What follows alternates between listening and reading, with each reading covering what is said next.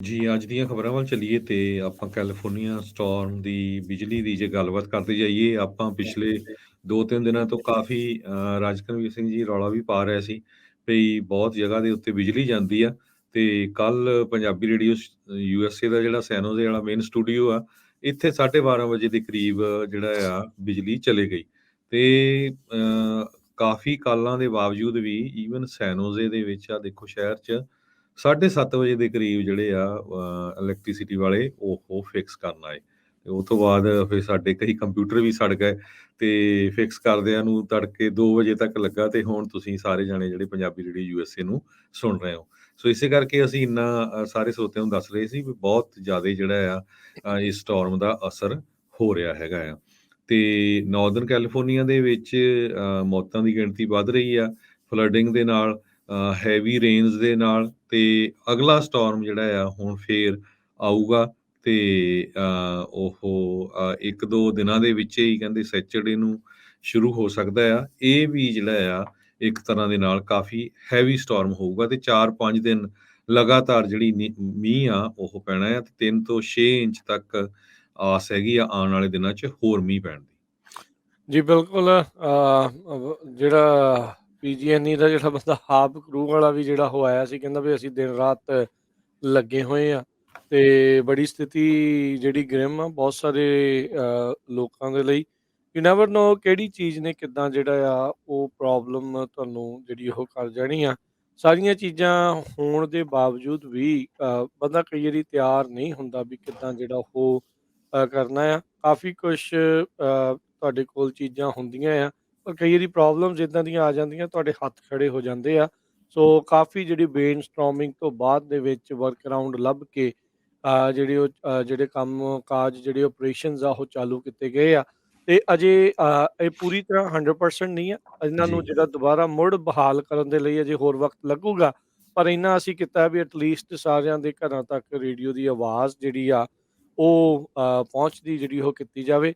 ਜਿਨ੍ਹਾਂ ਦੇ ਘਰਾਂ ਦੇ ਵਿੱਚ ਪਏ ਨੇ ਰੇਡੀਓ ਸੈਟਸ ਉਹ ਭਾਈ ਇੱਕ ਵਾਰੀ ਦੁਬਾਰਾ ਚਲਾ ਕੇ ਦੇਖਣ, ਹੋ ਸਕਦਾ ਕਈ ਥਾਵਾਂ ਤੇ ਚੱਲ ਰਹੇ ਆ, ਕਈ ਥਾਵਾਂ ਤੇ ਨਹੀਂ, ਪਰ ਮੋਸਟ ਆਫ ਦਾ ਆਪਰੇਸ਼ਨਸ ਜਿਹੜੇ ਆ ਉਹ ਚੱਲ ਚੁੱਕੇ ਆ। ਅਜੇ 100% ਆਪਰੇਸ਼ਨ ਚੱਲਣ ਨੂੰ ਥੋੜ੍ਹਾ ਵਕਤ ਜਿਹੜਾ ਆ ਉਹ ਲੱਗੇਗਾ, ਕਿਉਂਕਿ ਇਹ ਬੜੇ ਐਕਸਕਲੂਸਿਵ ਪਾਰਟਸ ਹੁੰਦੇ ਆ ਜਿਹੜੇ ਇਹਦੇ ਵਿੱਚ ਜਿਹੜੇ ਉਹ ਚੱਲਦੇ ਆ ਤੇ ਉਹਦੇ ਨੂੰ ਦੁਬਾਰਾ ਜਿਹੜਾ ਉਹ ਚਲਾਉਣ ਦੇ ਲਈ ਉਹ ਪਾਰਟਸ ਜਿਹੜੇ ਰੈਡਿਲੀ ਅਵੇਲੇਬਲ ਕਈ ਵਾਰੀ ਨਹੀਂ ਹੁੰਦੇ ਤੇ ਉਹਨਾਂ ਨੂੰ ਪਹੁੰਚਣ ਦੇ ਵਿੱਚ ਜਿਹੜਾ ਵਕਤ ਲੱਗ ਜਾਂਦਾ ਆ। ਸੋ ਉਸ ਸਥਿਤੀ ਦੇ ਵਿੱਚੋਂ ਜਿਹੜਾ ਇਸ ਟਾਈਮ ਰੇਡੀਓ ਸਟੇਸ਼ਨ ਨੂੰ ਜਿਹੜਾ ਉਹ ਲੰਘਣਾ ਪੈ ਰਿਹਾ ਆ ਤੇ ਅਸੀਂ ਧੰਨਵਾਦ ਕਰਦੇ ਹਾਂ ਸਾਡੇ ਸਾਰੇ ਹੀ ਸਰੋਤਿਆਂ ਦਾ, ਦਰਸ਼ਕਾਂ ਦਾ, ਜਿਨ੍ਹਾਂ ਨੇ ਇਸ ਘੜੀ ਦੇ ਵਿੱਚ ਸਾਡਾ ਸਾਥ ਦਿੱਤਾ, ਸਬਰ ਦੇ ਨਾਲ ਜਿਹੜਾ ਉਹ ਇੰਤਜ਼ਾਰ ਕੀਤਾ ਤੇ ਕਈ ਜਣੇ ਅਜੇ ਵੀ ਜਿਹੜੇ ਉਹ ਕਰ ਰਹੇ ਹੋਣਗੇ। ਅਸੀਂ ਉਹਨਾਂ ਨੂੰ ਜ਼ਰੂਰ ਬੇਨਤੀ ਕਰਦੇ ਹਾਂ ਵੀ ਥੋੜ੍ਹਾ ਜਿਹਾ ਪੇਸ਼ੈਂਸ, ਸਬਰ ਜਿਹੜੀ ਹੋਰ ਰੱਖੋ। ਫੁੱਲ ਆਪਰੇਸ਼ਨਸ ਜਿਹੜੇ 100% ਕਰਨ ਦੇ ਵਿੱਚ ਅਜੇ ਥੋੜ੍ਹਾ ਜਿਹਾ ਵਕਤ ਹੋਰ ਲੱਗ ਸਕਦਾ ਆ।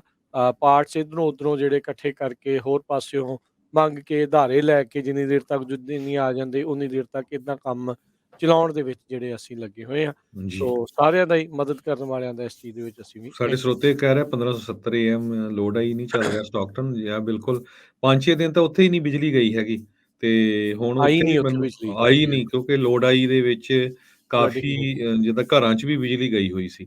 ਸੋ ਉੱਥੇ ਹੋਪਫੁਲੀ ਅੱਜ ਸ਼ਾਮ ਤੱਕ ਉਹ ਵੀ ਜਿਹੜਾ ਆ ਉਹ ਚੱਲ ਜਾਏ ਕਿਉਂਕਿ ਕੁਛ ਸਾਡਾ ਸਮਾਨ ਉੱਥੇ ਵੀ ਨੁਕਸਾਨ ਹੋਇਆ ਹੈ।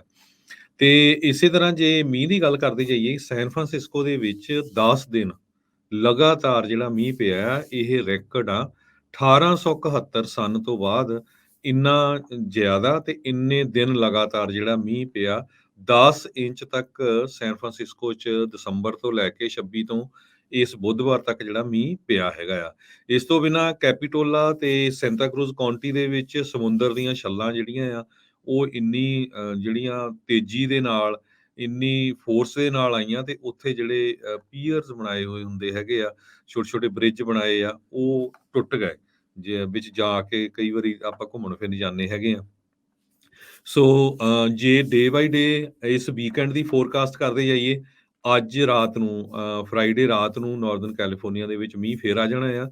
ਸ਼ਨਿੱਚਰਵਾਰ ਨੂੰ ਮੀਂਹ ਰਹੂਗਾ ਤੇ ਸੰਡੇ ਨੂੰ ਵੀ ਰਹੂਗਾ ਤੇ ਕਹਿੰਦੇ 1 ਤੋਂ 2 ਫੁੱਟ ਤੱਕ ਜਿਹੜੀ ਸਨੋ ਆ ਉਹ ਨਾਰਦਰਨ ਤੇ ਸੈਂਟਰ ਕੈਲੀਫੋਰਨੀਆ ਦੇ ਜਿਹੜੇ ਮਾਊਂਟੇਨਸ ਆ 5000 ਫੁੱਟ ਦੀ ਉਚਾਈ ਤੋਂ ਉੱਤੇ ਉੱਥੇ ਜਿਹੜੀ 1 ਤੋਂ ਲੈ ਕੇ 2 ਫੁੱਟ ਤੱਕ ਸਨੋ ਪਊਗੀ, ਇਹ ਨੈਸ਼ਨਲ ਵੈਦਰ ਸਰਵਿਸ ਨੇ ਪ੍ਰੈਡਿਕਟ ਕੀਤਾ ਹੈ। ਜੀ, ਜੀ, ਬਿਲਕੁਲ। ਅਗਲੀਆਂ ਜਿਹੜੀਆਂ ਹਰਜੋਤ ਸਿੰਘ ਜੀ ਗੱਲਾਂ ਦੇ ਵੱਲ ਵਧੀਏ ਤੇ ਪਰ ਨਾਲ ਹੀ ਜਿਹੜਾ ਆਪਾਂ ਫੇਰ ਸਾਰਿਆਂ ਨੂੰ ਬੇਨਤੀ ਕਰਦੇ ਹਾਂ ਵੀ ਧਿਆਨ ਰੱਖੋ। ਕਈ ਵਾਰੀ ਬੰਦੇ ਨੂੰ ਲੱਗਦਾ ਵੀ ਤੁਸੀਂ ਸ਼ਾਇਦ ਜ਼ਿਆਦਾ ਦੱਸ ਦਿੰਦੇ ਆ ਜਾਂ ਕਿੱਦਾਂ ਆ, ਪਰ ਬਚਣਾ ਜਿਹੜਾ ਉਹ ਵਧੀਆ ਆ।